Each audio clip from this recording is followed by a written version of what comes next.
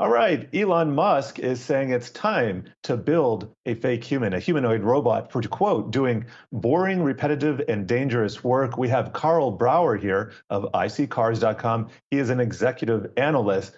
So I hope we got some great B-roll for this because I want to see what's going on with Elon and this new humanoid robot, or has he not really begun yet? Well, let's hope it's good video and nothing out of, say, a Will Smith movie and iRobot, right?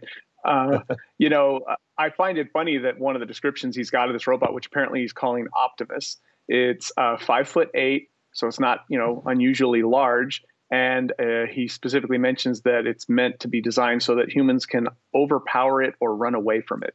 So this actually kind of connects well with past statements we've heard Elon make, where he was concerned about, robots making robots and, kind of a Terminator future and stuff. So I find it, interesting how he's trying to execute this very advanced computing capabilities, which is smart because we know that's where the world's going and he wants to be a part of that. But he's trying to do it in a way that doesn't scare anyone, probably mostly himself. Should be interesting.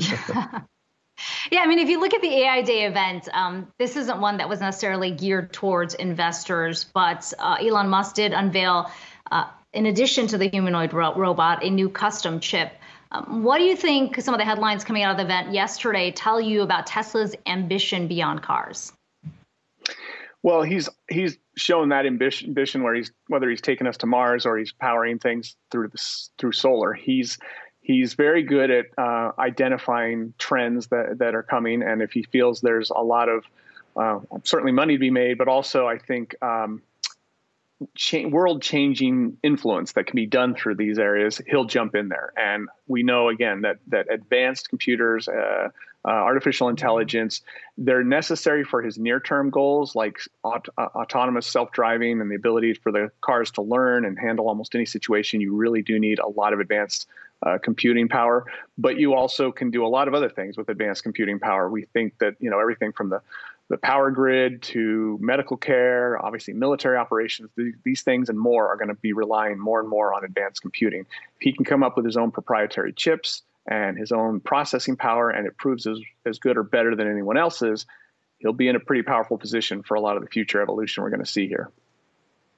Yeah, and you talk about advanced computing. It doesn't get any more advanced maybe than a human, but second runner up has got to be Autopilot. And I am shifting gears a little bit. I want to talk about that investigation that was announced Monday by the National Highway Transportation and Safety Administration into, I believe, 11 crashes, some of those with first responder vehicles.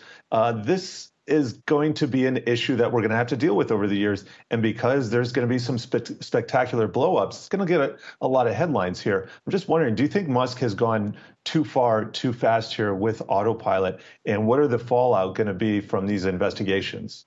Well, certainly from certain aspects, you could, I think, describe that he's talked a little more the talk than he's been able to walk the walk. We were supposed to have 1 million robo-taxis by the end of 2020. He said that, not that long ago, and we didn't quite get there. So he's got a history of, somewhat over-promising and somewhat under-delivering, at least in the timing.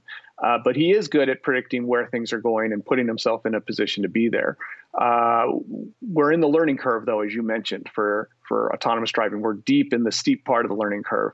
And unfortunately, when you're doing that with vehicles that are on public roads, you're going to have accidents and potential fatalities. And I think the government is now investigating him because they're going to try to assess not only what's gone on in the past, but what future risk is being involved in this, and whether there needs to be a more stringent rule set or guidelines that companies like Tesla and any other company have to follow before they're putting out, moving vehicles of multi-ton vehicles that are not being driven by humans, or at least not being driven by humans as much as they should be.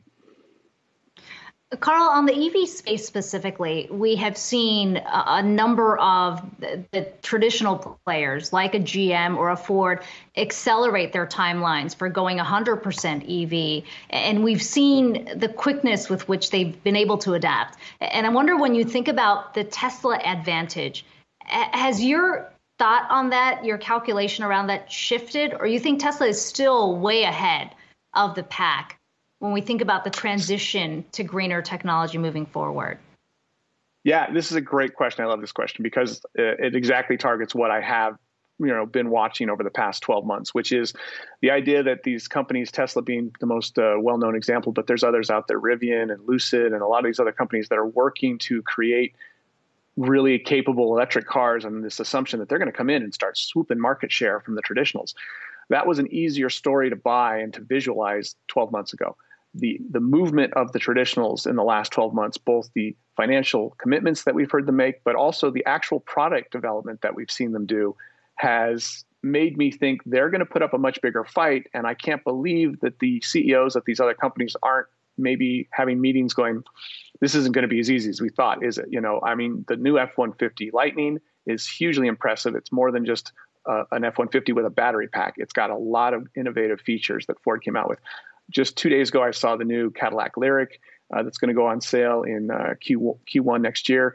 And it looks really impressive on every level, from styling to mileage, range, and technology. And the interior looks great with this huge display that looks very attractive.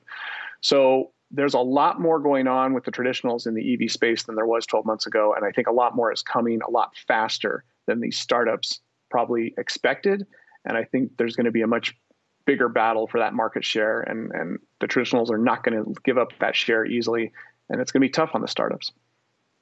Yeah, I'm looking at the Wi-Fi Interactive here. Ford up 42% for the year. Volkswagen up 26%. Those two right here. GM 17%. Tesla down 4.2%.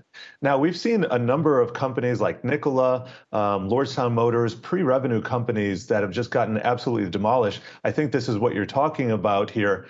Any of these smaller companies that you happen to like, maybe not pre-revenue, that you think have a chance in this space? I think Rivian is still a pretty compelling startup.